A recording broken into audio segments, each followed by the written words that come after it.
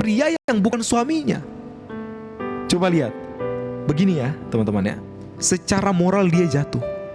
Iya kan? Secara sosial dia ditolak. Secara rohani dia haus, teman-teman. Dan mungkin pagi ini ada orang yang seperti perempuan Samaria itu. Ya, teman-teman mungkin ada yang masuk dalam room ini, tapi hati sedang lelah. Hati sedang capek. Ya. Di dalam menangis diam-diam.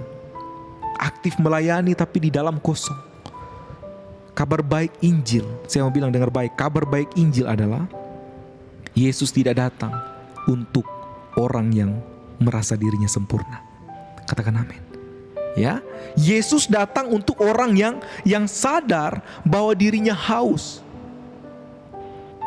Dan saudara, teman-teman, pada hari itu di sebuah sumur yang sederhana di Samaria. Jadi sumur ini ada di Samaria, teman-teman. Ya, di sumur Samaria ini terjadi sebuah perjumpaan yang mengubah hidup seorang wanita selamanya. Ya, firman Tuhan katakan bahwa teman-teman kalau baca lengkap pasal 4 ini luar biasa. Ya, firman Tuhan menceritakan bahwa perempuan ini, saudara, dia datang hanya untuk mengambil air. Ya, dia hanya datang untuk mengambil air, tetapi dia pulang membawa hidup yang baru. Wah, ini dalam sekali, saudara.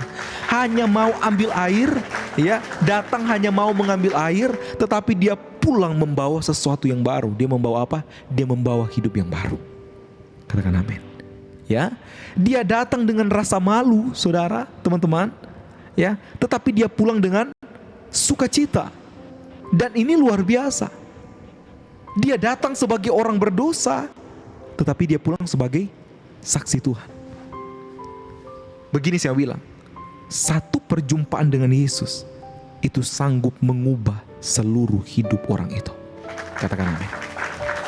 Ya, satu aja cukup. Dan ini yang harus kita lihat, saudara. Ini yang luar biasa. Ini dalam sekali. Saya waktu berjumpa dengan pribadi Yesus lewat hadirat Tuhan, hidup saya berubah. Paulus ketika dia berjumpa dengan pribadi Yesus lewat cahaya, hidupnya berubah. Iya kan? Yakub yang tadinya penipu. Iya kan? Yang tadinya penipu. Apa yang terjadi, saudara?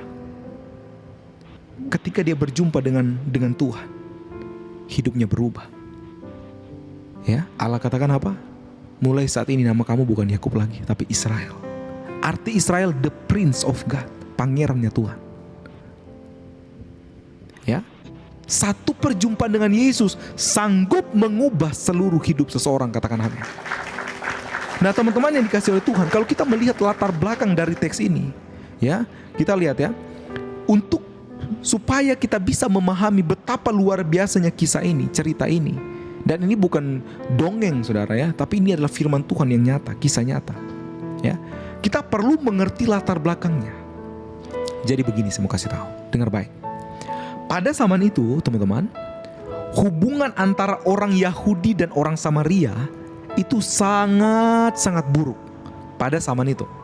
Ya, hubungan orang Yahudi dan